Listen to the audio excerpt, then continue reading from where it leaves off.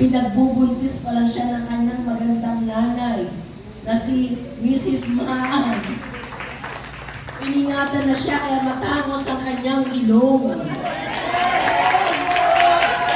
Buti na lang, hindi nadapa yung nanay. Mana kay Papa at kay Mama ang ilong, hindi kay Lolo Fred. Joke lang, Lolo Fred. Kaya, look at what God is doing. Ay, di ba matangos? Mula pa sa pagbubuntis, iningatan na siya. And even when she came out of the womb, nandun na ang provision ng Diyos. Bakit? Ganon katapat ang Diyos.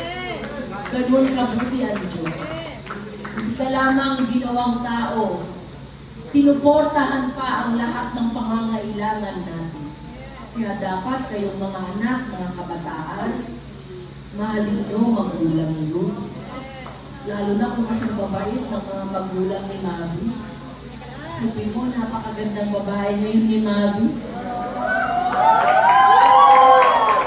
Lagi naman siyang maganda, diba?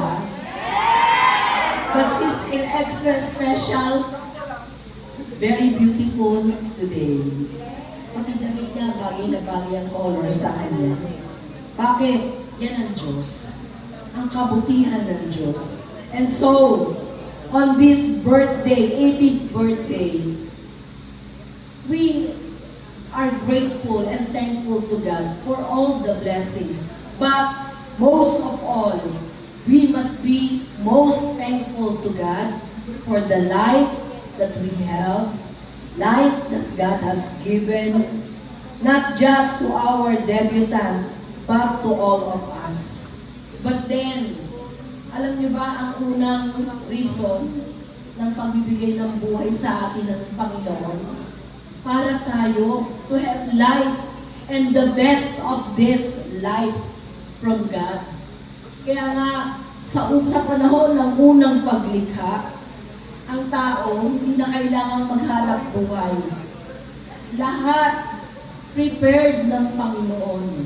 So in the book of Genesis, we can see in chapter 2, verse 7 up to 16, and in 18, and in 21 to 23. Summarize ko na lang sa inyo. Alam nyo ba, we were placed, Adam and Eve were placed in the paradise. Bakit ganyan kabuti ang plan ng Panginoon sa tao na kanyang ginawa? But then, merong kaaway ang Diyos. Sino ang kaaway ng Diyos? Walang iba kundi ang diablo. Ayaw niya ang tao mag-enjoy. And so, he deceived the first man and woman created by the Lord. Na ang sabi ng Panginoon, sumunod lang kayo sa akin. Lahat ng kailangan nyo, provided ko na. Chapter 2, verse 17. But then, it's so sad na kahit lahat provided ng Panginoon, nadaya pa rin si Eva at Adan na hindi nila sinunod yung kaisa-isang utos ng Panginoon sa kanila. Do not eat the fruit of the tree of life placed in the middle, in the center of the paradise. Doon sila nadaya. And so the life, the precious and blessed life that God has given unto us has turned into darkness. Kaya tayo dapat, hindi na natin kailangan maghanap buhay. Hindi ka dapat magkakasakit. Kasi ang plano ng Panginoon sa atin, blessed life. But because of sin, na kinahulugan ng mga unang tao nilikha ng Diyos, yung unly life natin upon creation turned into the limited life. Kaya nagkaroon ng limit ang ating buhay. In the book of Romans 3:23, all have sinned and fall short of the glory of God. Kaya tayo nagkaroon ng limit ang ating mga buhay. chaos came to our life. Problema, karamdaman, kalungkutan, isa yan sa consequence ng ating paghiwalay sa Diyos. But God saw the misery of all of us. Because at the end of our sin ay ang kapahamakan. Romans 6:23. Because of sin, all of us are doomed to condemnation. And we are ought to pay for our sins in the punishment of hell. Romans 6:23. But even the richest man on earth cannot escape the punishment of our sins in this life. Kaya sa kabilang buhay, ang ating mga buhay na limitado, haharap pa sa pagbabayad ng lahat ng ating mga kasalanan. But then, the mercies of God came to all of us. How? Si Kristo, ang bugtong na anak ng Diyos, inilagay sa atin ng Ama sa langit upang maging pantubos sa lahat ng ating mga kasalanan. And this is the reason that we have now an extraordinary gift. What kind of life? Not just the physical life. What gift ang ibinigay muli ng Diyos sa atin? Isang uri ng buhay na hindi na magwawakas kailanman sa kapahamakan, kundi isang uri ng buhay na matatanggap natin ang kapahingahan sa Panginoon magpakailanman. And so, in the book of John, chapter 3, verse 16, for God so loved the world that He gave His only begotten Son, that whosoever believe in Him will not perish. Ang buhay natin may limit at ang wakas ng ating buhay because of our iniquities, magbabayad tayo doon sa kaparusahan ng ating kasalanan. Pero ang Diyos, pinadala sa atin ang kanyang pagpapatawad, ang kanyang pagliligtas sa pamamagitan ng pagsampalataya sa kanyang bugtong na anak, ang ating tagapagligtas, ang ating Panginoong Jesucristo. Praise God! And so, in the book of Jeremiah, chapter 31, verse 3, gaano tayo iniibig ng Diyos. Hindi ka lamang inibig para ikaw ay pagkalooban ng iyong mga pisikal na kalagayan. Ang pag-ibig ng Diyos, nais tayong bigyan ng everlasting life kasama niya sa kanyang kaharian. And so, this afternoon, nais ng Panginoon, huwag mawala sa ating muli ang pangakong ito, ang blessing na ito. 31 verse 3, ano po ang sabi sa atin? Ang Panginoon ay nagpakita ng una sa akin at nagsabing, iniibig kita ng walang hanggang pag-ibig, kaya't ako'y lumapit sa iyo na may kagandahang loob. Itatayo kita, purihin ng Panginoon. Ang Diyos pala, alam niya, dahil sa kasalanan, tayo ay mapapahamak. Pero ang Diyos, nahabag sa atin. You know what is the greatest gift on our birthday? Hindi lamang ang physical life. Ano ang pinaka-greatest gift na kayang ibigay pa ng Diyos sa atin? The everlasting life. At alam niyo ba kung ang everlasting life na ito? Na tayo, kung paghahariin mo si Kristo sa iyong puso, sa iyong buhay, mararanasan mo. Hindi lamang ang buhay sa mundong ito, kundi pag tayo ay dumating sa ating Panginoon, ipagsasama niya tayo sa kanyang kaharian magpakailanman. Praise God. And so this afternoon, paano natin matatanggap ang panibagong buhay na ipinapangako ng Diyos sa pamamagitan ni Kristo Jesus, sa pamamagitan ng pananampalataya. Kaya ano ang sabi sa atin? Ang sumasampalataya at ang magsisi at ang mahugasan sa kasalanan. Mark 16:15 up to 16, maliligtas. And so, nagpapalag tayo sapagkat ang ating debutant kasama ang kanyang lahat ng mahal sa buhay. Naranasan ang regalong ito ng Diyos. Ang manang walang hanggan, the eternal, the everlasting life. Hindi lamang siya, kundi ang lahat ng mga tumatanggap kay Kristo. Ito ang nais ng Diyos. Anong kabuluhang may birthday ka? Kung after naman ng birthday mo, mapapahamak ka naman sa kaparusahan ng kasalanan. Ang pinakamagandang birthday, hindi ka lamang pinagpala materially and physically. The most important birthday you have received, the greatest gift of God, the gift of eternal life through believing, accepting, receiving Christ in your heart. And so, nagawa ito ng ating debutant, kaya double ang kanyang saya. Bakit? Ang buhay niya may physical promise of God, ang buhay niya may spiritual promise of God. And she'd like to share this to all of you.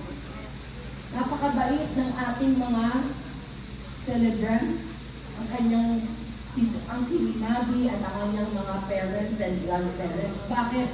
Hindi lang tayo pinaglaan ng handa to enjoy, to feast in the food of our debutant. But most of all, they are caring for all of us to also receive the eternal promise of God to us by accepting Christ in our hearts. And so, this afternoon, ano ang sabi rito? Tanggapin mo si Kristo, ang birthday mo, hindi lamang pagkain. Life is not all about food and drinks. But life is having God, having Christ in your heart, and receiving the greatest gift of life. What is this? The eternal and everlasting life through faith and acceptance to our Lord Jesus Christ. Lastly, Romans 6:22. Ibigin mo ang Diyos. Na sinasabi sa atin ng banal na kasulatan, kung iibigin mo ang Diyos, palalayain tayo sa mga sumpa at parusa ng kasalanan. At kung iibigin mo ang Diyos, matatanggap mo ang isang buhay na banal. At ang ibinubunga nito'y buhay na walang hanggan. Romans chapter 6, verse 22. And so let us all rise. Tayo tumayong lahat. Alam nyo, your presence is already a gift to our debutant. But then, the prayer also of our debutant is for each one of us to receive the greatest gift of God in our life. Walang iba, kundi ang buhay na nagmumula sa Diyos sa pamamagitan ng ating pagsampalataya sa Panginoon. And so, may I request everyone, kapag alam mo, wala pa si Kristo sa puso mo, you may stay in your place and let us utter atin pong salitain ang isang kahilingang ito sa Panginoon. Tanggapin natin si Kristo sa ating puso, sa ating mga buhay. Sapagkat yan ang kagalakan ng ating birthday celebrant. Kung paano tinanggap niya ang kagalakan ng regalo ng buhay ng Diyos, that all of us may also enjoy. Let us all pray. Father in heaven, please repeat after me in your silent prayer ang panalangin ito. Ama naming Diyos, salamat po sa mga salita ng buhay.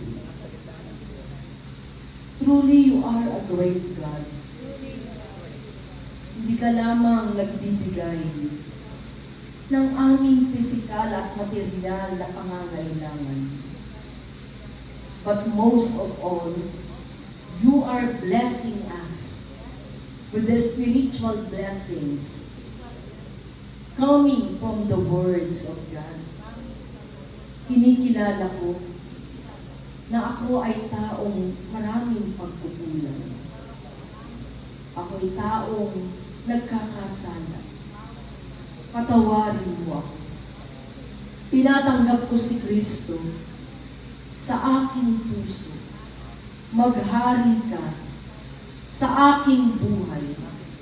Patawarin mo ako at tulungan mo ako na maranasan kong lubos ang iyong pangako sa buhay na walang hanggan.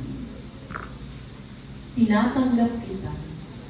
Pumasok ka ngayon sa aking puso at maghari ka.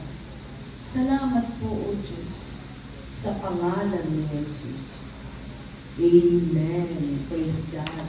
Kaya po ang regalo sa inyo ng ating debutant. And so, at this time also, we will